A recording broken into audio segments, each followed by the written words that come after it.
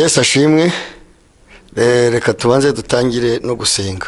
Data mu izina rya Yesu Kristo umwana wawe, nongeye gushimira kugira neza kwawe mwungeri mwiza ko waturinze muri ibihe byose duciyemo biruhije isi, ariko ukaba ukiturinze ukaba ukitundiye n'igihugu, ndabigushimiye mwami wanjye. Rero nanone mpagaze aha ngaha abantu bandeba benshi, ndasaba kugira ngo mwungeri mwiza abe ari wowe uhimbazwa, kugira ngo icyubahiro cyawe kigume guhagurutswa mu bana b'abantu.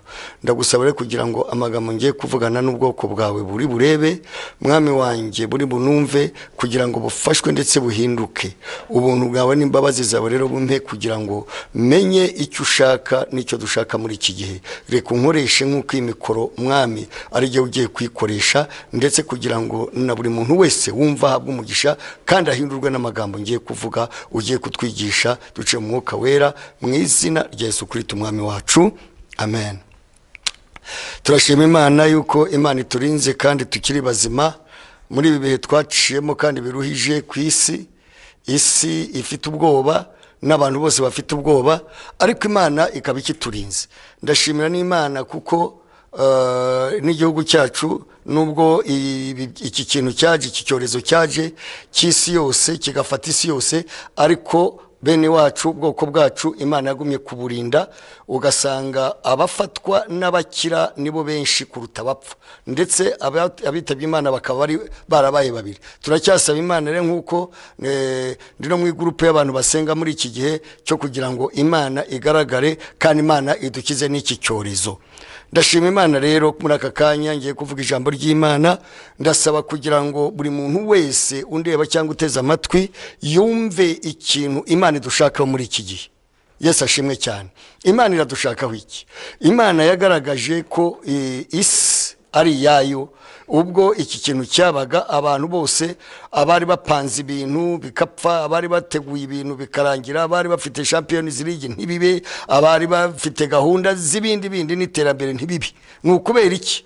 Icyo nashaka kubabwira nukuvuga yuko umupango wose na gahunda yose ari y'Imana. Naho umwana w'umuntu na Bibiliya tubwira hariya hirya muri Yakobo ngo umwana w'umuntu akavuga ngo ejo ngo nzajya ahantu runaka nkora ibi n'ibi, ahubwo ngo jye uvuga ngo n'Imana nibishaka niho nzabikora.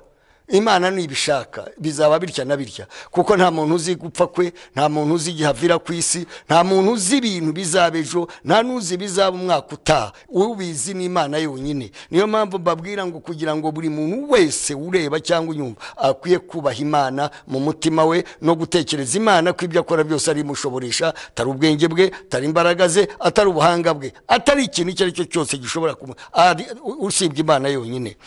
Ndashima Imana rero. Hari amagambo nshaka kugira ngo abakristo bamaze iminsi, bamaze imyaka, bamaze amezi badasenga, bari hirya no hino kubera ibiriho cyangwa icyorezo. Si u Rwanda rwonyine, wenda ushobora gutekereza uti n'u Rwanda gusa, ariko n'isi yose. Isi yose nuko imeze. Nta muntu usohoka, hari aho batagisohoka, abandi basohoka bakagenda bafite agapfukamunwa, abandi basohoka imirimo ntigikorwa neza kubera ibihe turimo. Ariko we mu Kristo ni we nigisha. Nawe wenda ushaka kugira ngo wumve aya magambo, nawe utega ugutwi. Abakristo turi iki? Niryo jambo muri iki gihe, niryo jambo nshaka kugira ngo tuvugane namwe. Turi iki? Turi iki muri iki gihe cya corona virus? Turi iki? Ese ubundi wari iki mbere y'ibi uko biba? Uri iki muri sosiyete tubamo? Uri iki mu mashuri wigamo? Uri iki aho utuye? Uri iki mu biro byawe? Uri iki abo mukorana na? Uri iki? Ndagira ngo tumenye uri iki muri iki gihe. Nta muntu ukurora, nta muntu uvugana nawe, abantu aho bari hose, aho ugenda hose, ntawe ukikugenzura, nta pastor ukikwegereye, nta nubwo uza ku cyumweru nibura ngo wige ijambo rigukore. Uri iki rero aho ugenda? Uri iki? Yesu ashimwe. Turi iki ari kubunda abana b'abantu? Turi iki kuva Kristo tumaze kumwakira? Turi iki abakristo? Turi iki? Urabizi muri iyi si abantu twakira Kristo tukaza no mu nsengero, ariko wajya kureba ibyo dukora ugasanga ntabwo turi abakristo. Kuba umukristo ni ugukurikiza Kristo ibyo yakoraga. Icya kabiri ni ugukizwa, ni uguhinduka. Turi iki rero? Reka dusome ijambo riri aha ngaha muri Matayo igice cya 5 umurongo wa 13. Ndigisha ijambo rivuga ngo turi iki. Nta muntu ukugenzura, pastor wenda mwakirana kuri WhatsApp cyangwa mukandikirana hirya no hino gutyo cyangwa mukanavugana, sinzi ko yanabazenguruka arimo abigisha, simbizi cyangwa babona, ntabwo mbizi, ariko wowe uri icyahuye mbeye nkuko watubanjirije yararimo avuga ijambo ry'Imana, yavuze ati ariko ubundi abakristo muri iki gihe ati umuntu iyo atakureba umeze uti, nta ruki kugenzura, nta ukivuga ngo urakora ibiki, nta uki kugenzura ngo yahoze avuga ati uravuga iki, uragenda ute, uvuga iki, ari amagambo abakristo bakutemereye kuvuga. Noneho rero reka dusomere ijambo, turi iki twebwe abantu b'Imana, aho ba utuye, abo mukorana, abo mugendana, umeze nkabo cyangwa ufite itandukanye. Kuba umukristo si ukubivuga, ahubwo nibikorwa bigaragara. Bura Yesu yigeze kuvuga ati Imana ireba hihereye n'izakugorore, ireba ibyiherereye. Hari ibintu muri iki gihe kwiherera, kuko kuguma mu nzu yawe ntawe kugenzura, usibye ko muri iki gihe tunasohoka. Ariko ubundi imbere ubundi uri iki mu bantu, uri iki ugendana n'abantu umeze uti, uvugana n'abantu, societe ugenda mu meze iti. Yesu ashimwe cyane. Reka dusome iryo jambo riri muri Tayo igice cya 5 umurongo wa 13 ngo muri umunyu w'isi. Uwo ni Yesu wabitubwiraga, turi umunyu. Umunyu uraryoshye, ushobora guteka ibiryo utashyiramo umunyu ukabimena, ntiwabishobora nubwo n'abantu benshi babuzwa imyunyu, ariko nibura bapfa gushyiramo ibigerageza kuba nk'umunyu. Ntiwabirya ibiryo bitagira umunyu, nabwo ni ikindi kibazo. Ariko natwe turi iki abakristo mwisanga, turi umunyu w'isi, niko Bibiliya itubwira, niko Yesu yavuze ati ndabatumye ariko muri umunyu w'isi, mugende muryohe isi. Abakristo bari baryoshye isi. Ibihugu bitagira abakristo bihora mu ntambara, bihorana ibibazo, bihora mu bibazo bitarangira. Ariko twebwe abakristo aho tugeze, aho tubaye, igihugu tubayemo, turi umunyu, niko Yesu yavuze. Yesu ashimwe cyane. Ni nayo mpamvu ubona muri Afrika, kubera ko abafrika, reka mbibabwira ibi ngibi umwuka arimo arivuga, niyo mpamvu ubona muri Afrika nubwo tudafite abaganga bahambaye, tudafite abantu bakomeye, tudafite ubwenge nk'ubw'abazungu, tudafite n'iterambere nk'iry'abazungu, ariko tubarusha gusenga, tubarusha gusenga Imana, tubarusha Imana, tubarusha kubaha Imana, tubarusha guhimba, tubarabarusha. Kuko Burayi ujya wumva, buriya Burayi ujya wumva bukomeye, bufite iterambere, nta Mana ibamo, ntibasenga. Usanga isengero harimo abakecuru 2 cyangwa 3, ari kandi ari gasitura, abandi baravuyemo, urubyiruko rwari ku musenyi rwambaye ubusa, rubyina rumeze neza. Ariko twebwe muri Afrika, insengero zo muri Afrika n'abantu bo muri Afrika dusenga Imana, twubaha Imana ishobora byose. Ni nayo mpamvu ubona nubwo corona hageze, nubwo tutafite ubwenge, tudafite imiti ihagije, ariko Imana yaraturinze. Usanga abapfa atari nkuko Burayi bupfa, atari nk'ahandi badasenga bupfa. Bibabwire kubera iki, turi umunyu. Abasenga muri iki gihe turi umunyu. Canaan Revival ni umunyu w'Iremera, Restoration ni umunyu w'igihugu, abandi turi umunyu. Burya niko Bibiliya itubwira. Ndakubwira ahantu badasenga, corona bo yabakozeho. Kubera iki, nta munyu bafite, nta munyu wabakiza. Yesu ashimwe. Bibiliya itubwira ngo muri umunyu w'isi. Mbese umunyu nukayuka uzaryoshwa n'iki? Ntacyo ubukimaze kiretse kujunywa hanze abantu bakawukandagira. No kuvuga iki? No kuvuga ngo agakiza kacu iyo tutakubahirishije abantu baragasuzugura. Icyo mbabwira nababwiye ngo turi iki abakristo muri iki gihe. Nababwiye yuko nta pastor bagenzura, nta ubarebaho muri ibyo mukora, nta ubizi, ariko Imana yo irabizi. Nuko rero icyo dukwiye kuba umunyu aho tugeze hose, tukamenya yuko ijisho ry'Imana riturora. Murumva bene data, Imana iratureba, ibyo ukora irabireba, ibyo utekereza irabireba, aho uca irahareba, uhisha irakureba, ibyo uhisha, niba uhisha umudamu wawe cyangwa umugabo wawe irakureba, niba uhisha pastor ariko irakureba. Icyo mbabwira dukwiye kuba umunyu w'isi, tugeze mu gihe cyo kuba umunyu. Kuko ibyo ubukora n'abapagani barakubaza batariko cyangwa badakijwe, ne kubita n'abapagani kuko ejo bazanakizwa. Nanjye nahoze ndi umupagani ariko nza gukizwa. Icyo shaka kubabwira ni kirere, ushobora kuba aho ngaho utukisha izina ry'Imana, bakubaga ngo ariko wowe uri umurokore n'ibusengera hanaha, we kuki utagaragaza ibyo uburokore bwawe, ugasanga uruhangana nabo, uratongana nabo, urwarwana nabo, uri umupagani nkabo. Ibyo kwitwa ngo wagiye muri restoration cyangwa gusenga cyangwa muri zari n'ahandi, ntacyo bimaze. Banza ubumunyu. Icyakabiri ngo ujugunwa waryoshwa n'iki. Niyo mpamvu ubona n'abantu batakina twizera. n'isi itakitwizera, abantu ntibakitwizera, leta ntikitwizera, kuko abakora ibyaha babikorera mu rusengero. Twananiwe kuvangura urusengero n'agakiza, twananiwe kuvangura icyaha no gukizwa. Turi umunyu ukayisura jugunywa. Icya kabiri, turi iki?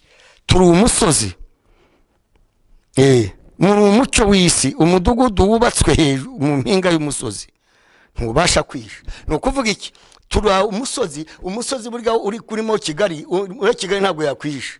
Natwe rero turi umusozi, no kuvuga ngo turi umucyo. Umucyo ni ukuvuga umuntu umurikira abantu, ugendana nabo urabamurikira, abo uganira nabo urabamurikira, urababwira ijambo ry'Imana, abo bana nabo urababwiriza agakiza, ukababwiriza kukizwa, abo bana nabo urababwira ukababwira ko uri umuntu w'Imana, ntabwo ushobora kujya mu kabari nk'abandi, ntushobora kunywa itabi nubwo uri umusore, ntushobora gukora ibyo abakobwa bakora abandi bagenzi bawe, ahubwo wowe kuko iyo bikoze barakubaza. Nakubaza batari ko turakubaza, ntabwo urumva urakore.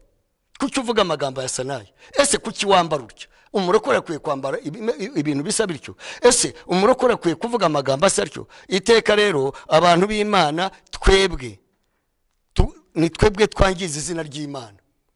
Kandi ibi biratubwira ngo abahawe byinshi bazabazwa byinshi, n'abahawe bike bazabazwa bike. Twebwe twamenye Imana, twamenye ukuri, tugomba kuba umucyo w'isi, tukaba umunyu w'isi. Ndacyababwira, Yesu ashimwe cyane. Reka dusome ikindi cyanditswe kiri muri Petero, hanyuma noneho dukomeze twumve icyo turi cyo. Abantu banduje izina ry'Imana, abantu batukije izina ry'Imana.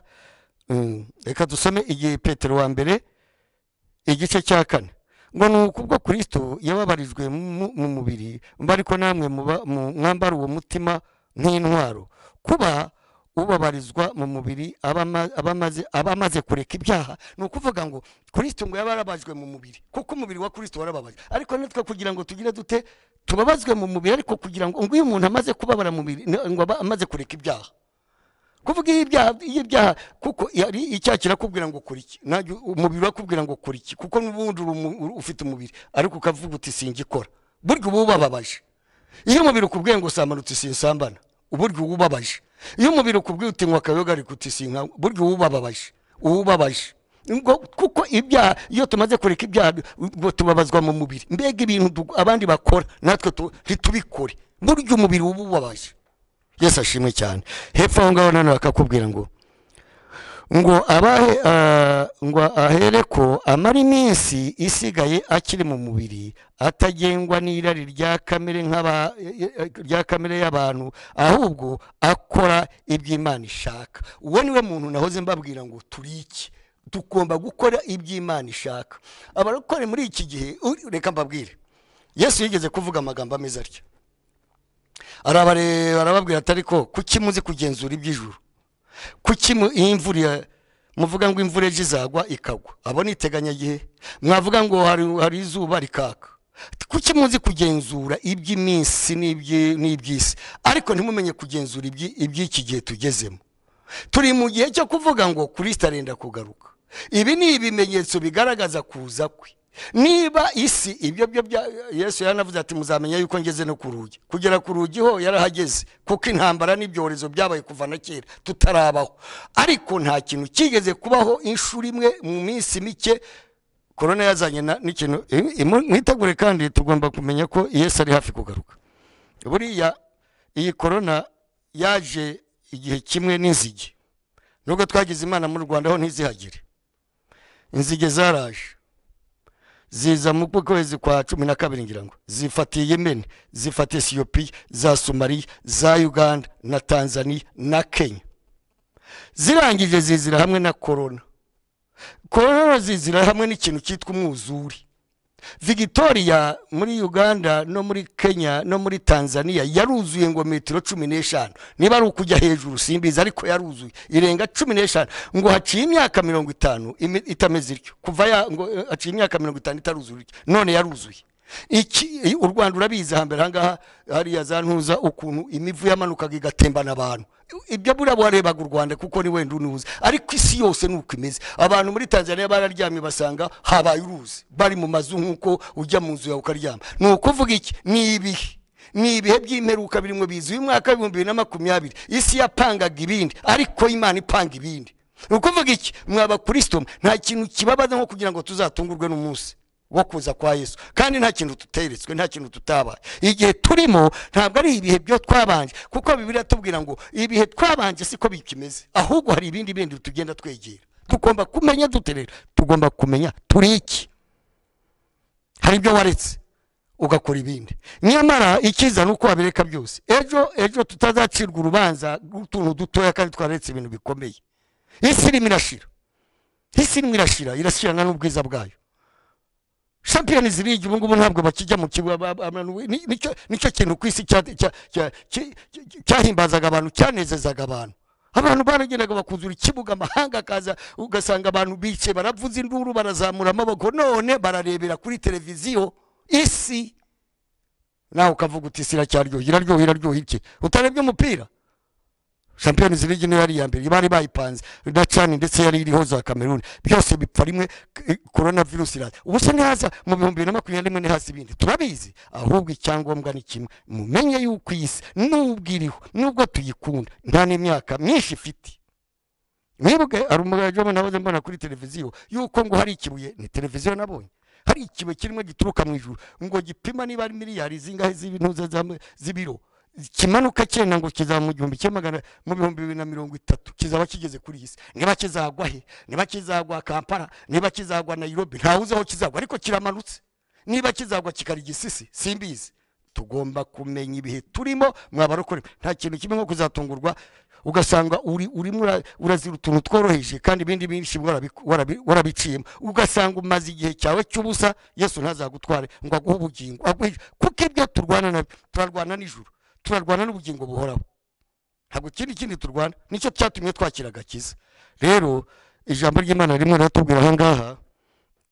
reka dusome hepfo ngo kuko igirwa n'umurongo wa 3 ndi muri Petero wa mbere igice cya 4 natangiye ku murongo wa mbere tugeze ku murongo wa 3 ngo kuko igihe cyashize cyari gihagije gukora ibyo abapagani bakunda gukora igihe cyarangije cy'abapagani bakunda kugira gukora no kugira ingeso n'isoni nizo kurarikira no kunywa inzoga nyinshi no kugira ibiganiro bibi no gusinda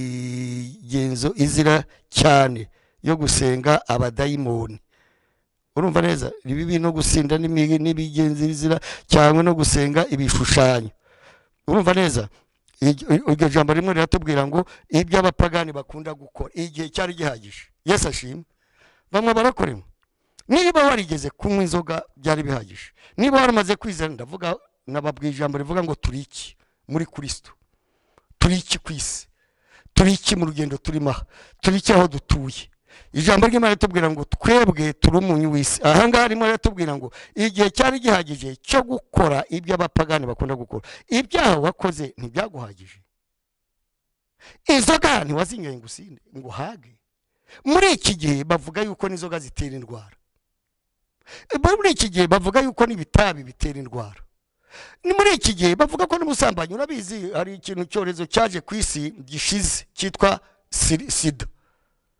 sida yaturutse mu busambanyi Imana abantu barasambanira kandi reka mbabwire turi mu gihe kitoroheje basogokuru barasambanye ntabarwaye sirimu ntabarwaye sida basogokuruza barasambanye umuntu akaruha akagira imyaka 90 agisambana kana kazanura kana kora ibi ariko noneho muri iki gihe Imana irakarisi cyayakirambiwe nayo kuki utakirambirwa igihe cyari gikwiriye cyo gukora ibizira ibyangwa n'Uwiteka cyari bikwiriye niba utarasambanye cyane please byaguciyeho niba utaribye cyane ngo wibe ushyire mu ntuza byaguciyeho kandi byose ibyo byonyine n'iby'isikora iby'Imana ikubuza na leta irabikubuza barakubwira bati ntukanywe itabi mu ruhame nawe ukagenda mu musarani urabiretse inzu itabi rikumara iki inzoga zikumara iki inzoga zitera indwara ibyo ngibyo ni ibintu barimo bavuga n'abaganga bavuga ubu ngubu Yesu ashimwe cyane ubu naziriki narwo napfiki n'umuntu imyaka 33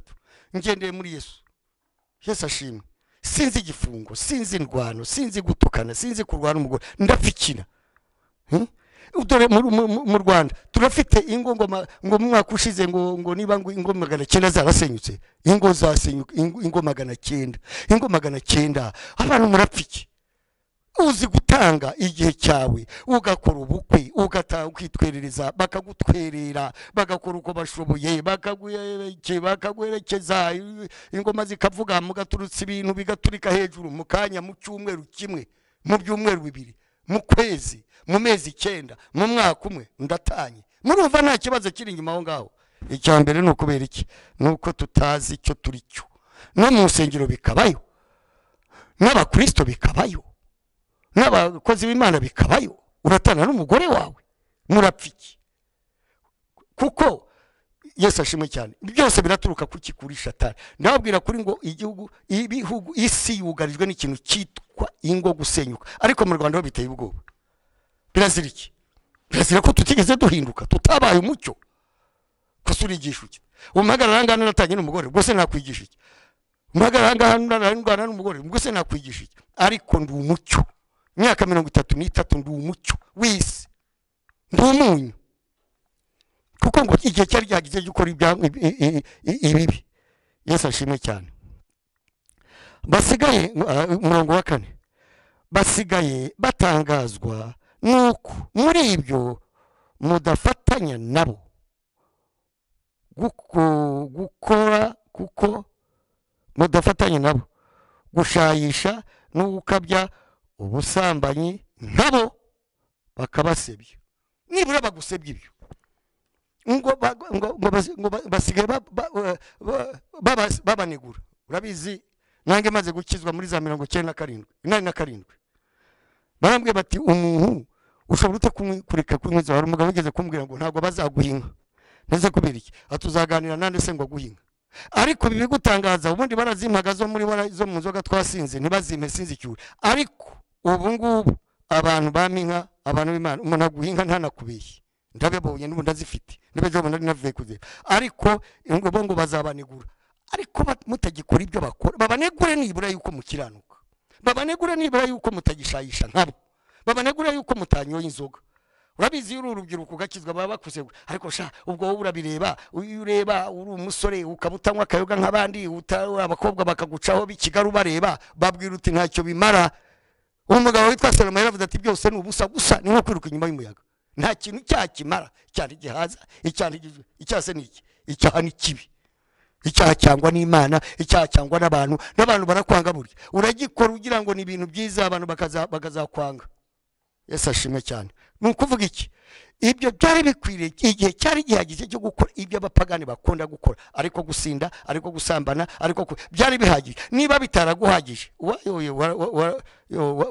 warapfiriwe. Noneho igihe rero kitugezemo ni igihe cyo guhinduka, ni igihe cyo gukorera Imana, ni igihe cyo gutinya Imana, ni igihe cyo gukorera Imana. Yesu ashimwe cyane. Reka dusome mu byakozwe n'intumwa igice cya 13 umurongo wa 17, igice cya 17 umurongo wa 13, ibyakozwe n'intumwa. Hanyuma noneho dusoreza hanga. Uri iki? Hibaza witura uti ndi iki rwose, kuko ndi iki?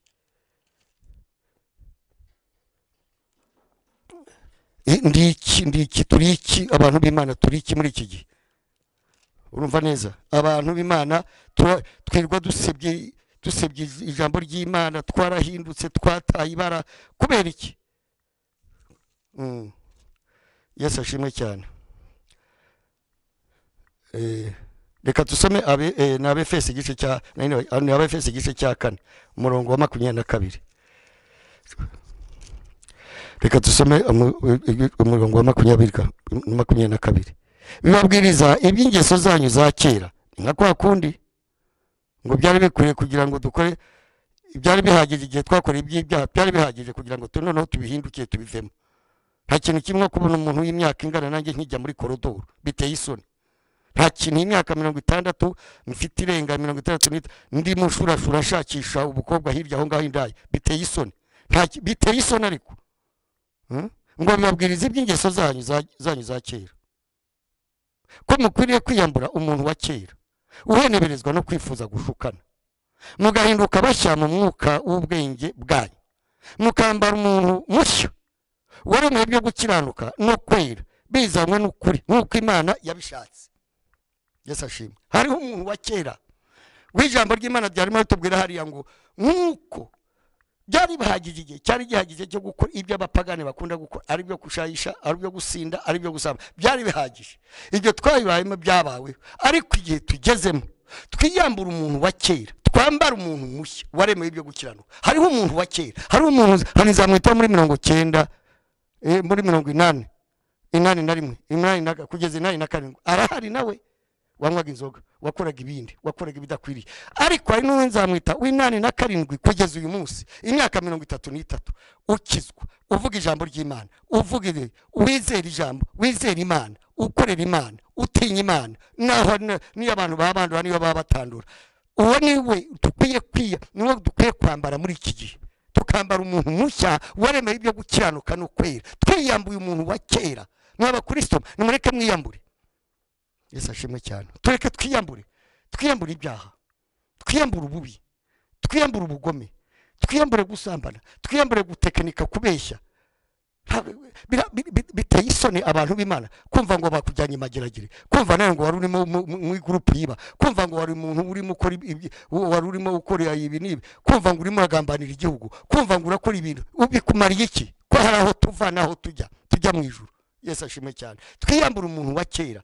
Hepfo aho ngaho bikakubwira ngo nuko mwiyambura ibinyoma, umuntu wese avugana ukuri na mugenzi we, kuko muri ingingo za bagenzi banyu bacu twiyambura ibinyoma. Ndacyavuga kugira gute turi iki? Ibinyoma. Urabeshya n'abandi bagenzi be barabeshya. Ibinyoma urabeshya nk'uko abandi babeshya. Wari bigezweho kubeshya, dusa naho ari nk'ikintu kiryoheye umuco nyarwanda. Dusaba tubeshya ngo ni umuco, tuvuga tubeshya, ibintu byose bisa bityo. Ariko twebwe tugomba guhinduka tukaba umunyu w'isi. Nuba bafunguye n'isengero tukajya gusenga, nuba bagiye no gusezeranya, nuba bagiye no gusaba no gusabwa babyemeye, tuvuga ukuri. Ariko ntabwo umuco nyarwanda ari ukubeshya, nta nubwo umunyarwanda yabeshyaga, baranamusekaga. Kuko Bibiliya tubwira mu migani ngo imvugo itunganye ntibereye umupfapfa, ariko ururimi rubeshya ntirukwiye imfura. Imfura ntabwo ari uburebure cyangwa, ahubwo ubupfura ni ukutagira ibinyoma. Bakozi b'Imana, abantu b'Imana banyumva uyu munsi, dukwiye kuba umucyo w'isi, dukwiye kuba umunyu w'isi, dukwiye kwiyambura umuntu wa kera, tukambara umushya waremewe gukiranuka no kwera nk'uko Imana ibishaka. Tukaba icyitegererezo mu bantu. Aho utuye ukaba umuntu bati ni umurokore koko, aho utuye ukabogaragara yuko uri umuntu w'Imana, abo ugendana nabo ukorana nabo mu biro ukababera umucyo, abo ugendana nabo ukababera umucyo, ukababwira ijambo ry'Imana, ntuhuze n'ibyo bakora. Nk'uko ijambo ry'Imana ngo nubwo bazabanegura kubera ingeso zanyu nziza yuko mutagishayisha gukora nk'ibyo bakoraga n'ibyo mwakoranaga nabo. Cyamaze gukizwa baransetse. Narakarindwe bagenzi banjye baransetse, bati sabwita yarasaze, bati yarasaze, bati ntagiganira, bati ntazi kuvuga, bati yarajunjamye, bati kubera iki? Ariko narabiretse byangiriye akamaro. Yesu ashimwe. Ndacyari umukristo nyine, imyaka 33 sinicuza yuko mazigi, ahubwo nicuza iyo nza gukizwa muri 80 neza bitangira. Aho nari ntangire gukora ibyangwa n'Imana. Mbageze uyu munsi maze kwegera Imana cyane, kuko bucyo uko bwira wegera Imana. Uko iyo ugendanye n'Imana igihe kirekire iragukunda. Ntabwo harano nk'abantu. Bugo umuntu muragendana mwamara imyaka 5 mugahararukana. Ariko Imana uko mugendana nawe ukamara imyaka 20 30. Umugabo witwe Noko yagendanye n'Imana imyaka 300 ngo na 370 ingahe 300. Enoka Imana ngo iramureba iravuga itereka ze nkwereko nta gushyira umuntu kuko ugendanye naga igihe kirekire iramwimura. We ntiyarebye gupfa yarimuwe. Yesu ashimwe cyane. Twiyambura ibinyoma, tuvuga ukuri, tuvugana ukuri n'abagenzi bacu. Uwaganira na mugenzi wawe, mwavuganye uti iki gihe n'iki amasaha turi bubonane, cyangwa ndi bugukorera iki n'iki, warangiza ugakuraho telefone cyangwa yaguhamagara ntuyifate. Wose umuco w'abakristo kwanga gufata telefone ya mwene so. Cyo nibyo nabonye nabyo byadutse bisa naho ari nk'ububyutse mu itorero. Yesu cyo ngubaza, uri umucyo cyangwa nawe uzasa nabo? Ndare musa nabo rero ibyo aribyo byose urasa nabo. Ntukavuge ngo bariya wowe usuruwaye. Kubera iki? Urakora ibyo bakora, urabeshye byo nkuko wabeshyaga. Umuntu yagutelefona mwavuganye gahunda ukanga kwifata. Niba ari ukugaragaza kukomeye sinzi ibyo aribyo. Twebwe tugomba kumenya icyo turi cyo, tugahindura imico, tugahindura imyumvire, tugahindura imigendere, tugahindura uko dusa, tugahindura imyambaro, tugahindura urambara deshire nabo barambara deshire, urambara mukonda buti niba ari mukonda buti nabo barayambara, ubwo suba rushiki urambara ntuzi ibyo bintu itorero rya Kristo muri kigiye kuri saze, urasazwa n'iki kwishishira? Nta kintu kimabaza nko kujya muri gero bimwe warabiretse, kuko burya Yesu yigeze kuvuga ati bazarira bahekenya amenyo, ntugire ngo nabatakijijwe, ahubwo ni wowe uvuga ngo mbaze mu rusengero imyaka 20, uba uvuga uti maziro mu rusengero imyaka 30 utarigeze uhinduka, ni wowe uzariruka boroga ngo bagahekenya amenyo. Yariko Yesu azavuga ati sinzi nimumve imbere mwankozi zibibimwe, azabiruka nirikise nimumve imbere mwankozi zibibimwe. Yesu ashimwe cyane. Icyo mbabwira ni kimwe, dukwiye kuba umunyu w'isi, dukwiye kugaragara. Uri umusore, garagara ku kijijwe muri bagenzi bawe, garagara imyambarire. Urabizi harabavuga ngo urabizi ngo kwambara se urambara umubiri ni wewe wawuremye, ugende wambaye ubusa ngo uri mukonda ute ngo imanire mu mutima, hanyuma se umubiri ni wewe wawuremye. Ibintu biteye isoni. Wambaye mukonda ute, uri umukobwa uragenda ugaragaza uko uteye, ibintu biteye isoni. Warebye turi umucyo w'isi, turi umunyu w'isi, tugomba kugenda nk'uko abakristo bagenda, tugomba kuvuga ibyo abakristo bavuga. Twiyambura ibinyoma, kuko buri muntu wese aravuga ngo babaye. Nigeze kubaza umuntu ariko kudafata telefone ngo barandushya ngo bakomena amatwi se bagushaka wiki. Ese burya umuntu agutelefoniye yagutelefona Imana imugutumyeho byagenda bitayanze kwifata, byagenda bitariko se wayifasha ukamubwira uti ibi nibi twavugaye byananiye, cyangwa se sindahuze, cyangwa ukamuhereza message. Uwo ni wo muco gikuri. Abantu b'Imana tugira umuco wacu, tugira umuco wa Kristo, tugira umuco w'Imana, ntago tugira umuco w'abandi bose bagira. Tugomba guhinduka mu mibereho no muko dusa, niko Bibiri tubwira. Duhinduke rwose, niko Bibiri tubwira. Amasaha aragiye. Yesu ashimwe cyane. Uri umuco w'isi muri iki gihe. Ese pastor bwata gukurikirana uracyakizwa?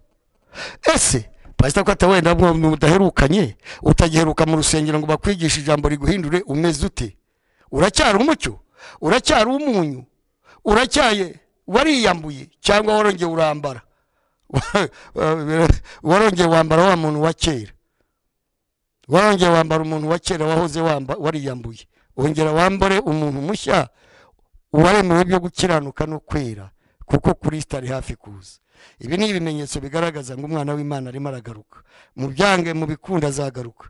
Niwe umugabo yigeze kumbaza atari ko giye nti ibi ngibi mugomba kuvuga ngo Yesu azagaruka bahijuru ni ati ubwo natagaruka bizagenda bite? Ati ko ndamubwiye nanjye namushubije ijambo, namubwiye ntari ko se ati atagarutse ntacyo bintwaye. Ikintu cya mbere ibyo ndinda n'abaganga barabindinda, ambuza kunywa inzoga ntazo, ambuza gusambana bimucamo sida, ambuza kurwana bamena ijisho shaje, ambuza kwangana kuko ni bibi, ambuza kunywa urumogi ni bibi, ambuza ibi Yesu ambuza nabyo ntacyo bintwaye. Kandi ntariko ndongera namubaza nariko se wowe aje waranze bizagenda bite? Genda remeye se harubwo ataza hanyuma aje wowe naza bizagenda bite?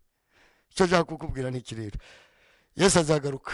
Ubyanga azagaruka kuko nta wateguye corona kwisi. Imana igize ikikubita izana n'inzige, izana n'ibishororwa, izana n'umwuzure igihe kimwe. Ubuhanye umwaka utawuzi iki rero? Umwaka wa 2025 uziki? Umwaka wa 2030 irugeri amanuka barimo barabivuga basayase ririruka rikwisi speed. Ntibari zagwa he ntawo hazi, ntibari zagwa he ntawo hazi, ariko aho rizagwa hose nakazi karyo. Yaho rizagwa ndiho kubera Imana. Bibiri tubwira ngo tubeho mu mwuka w'ubwenge, tubeho mu mwuka w'Imana, tubeho mu buzima bw'agakiza, tubeho ntacyo budutwara. Nukizwa ugahinduka mucyo wisuka w'umunyu, nta uzagufunga, ntago bazakujyana amageragere, ntibazagucira imanza, bazagushaka wiki.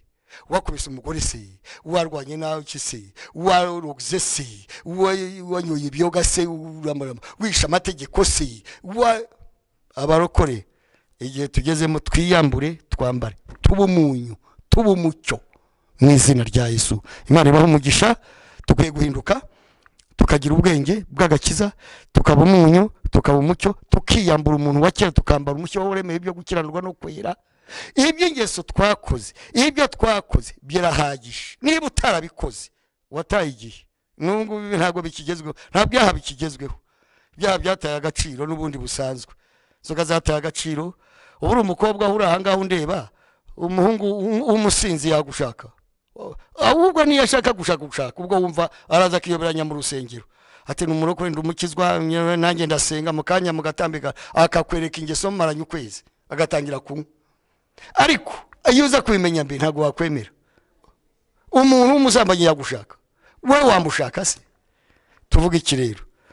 Ingeso zacu izo twakoze zirahagije, ibyo twakoze birahagije. Igihe tugezemo ni igihe cyo kwera no gukiranuka no kurindira umwami wacu Yesu no kugendera mu nzira z'agakiza. Ntacyo agakiza gatwara, agakiza karakurinda, agakiza kakurinda ibyago, agakiza kakurinda ibibi, agakiza kakurinda amakuba muri iyi si. Turarinzwe iyo umaze kwiha Yesu arakurinda. Ndarinzwe ngendera muri Yesu imyaka 33. Bagenzi banje bo twari hamwe muri icyo gihe bamwe barapfuye abandi ntibakibaho, ibintu byararangiye. Genda cyariho ndacyanariho na vision senkani zayijyamo. Kubera iki? Ndiho, ndarinzwe. Imana ibaho umugisha. Data mu izina rya Yesu, aya magambo mvuze mwongere mwiza, reke abana b'Imana tumunyu w'isi, tubumucyo, tumenye icyo turi cyo, twe kugenda duhemuka, twe kugenda twambura, twe kugenda twiba, twe kugenda tugaragara twebwe dusambana, twe kugenda twongera kujya mu by'ingeso twahozemo. Mwami wanjye, abantu bakirirwa badutuka basebya n'izina ryawe bavuga ngo se barabakijwe iki, ngo sura ntasengera muri ruhanaha, ngo sura ntajya sinjya mubona mu rusengero. Oya, reka mwami ahubwo duhinduke, twiyambura umuntu wa kera, twambara umushya waremeye byo gukiranuka no kwera, tuve mu byangwa nawe, tukore ibyo Uwiteka ashaka, tugukorere mu ngeri mwiza mu gihe tugezemo, mu gihe dushigaje gikeya nkuko ijambo ryawe ryarimo ritubwira muri Petero. Dushigaje igihe gito kuri iyi si, nawe uzi igihe isi izashirira. Nubwo abantu bapanga ibintu ariko wowe urapanga ibindi. Abana b'abantu bari bapanze mwami za Champions League, iterambere n'ibindi byose, hari ibintu byari bipanzwe ku isi kugira ngo bibi, ariko ntibyabaye. Kubera iki? Reka abantu bakwizere, abantu bakumenye, abantu bahinduke, abantu bamenye ko ari we Mana, na ibindi byose n'ubusa mu ngeri mwiza. Natwe abari mu rusengero, reka twe gukoza isoni izina ryawe, reka twe gushwaza agakiza, reka twe gukoza isoni ibyo tubamo, reka twe gukoza izina ryawe isoni. Ahubwo mwami tugaragarira abantu bose ko turi umucyo, kandi ko turi umunyu, kandi ko tugendera mu nzira agakiza. Ubuntu n'imbabazi bane natwe mu izina rya Yesu Kristo umwami wacu. Alleluya. Imana ibamere umugisha.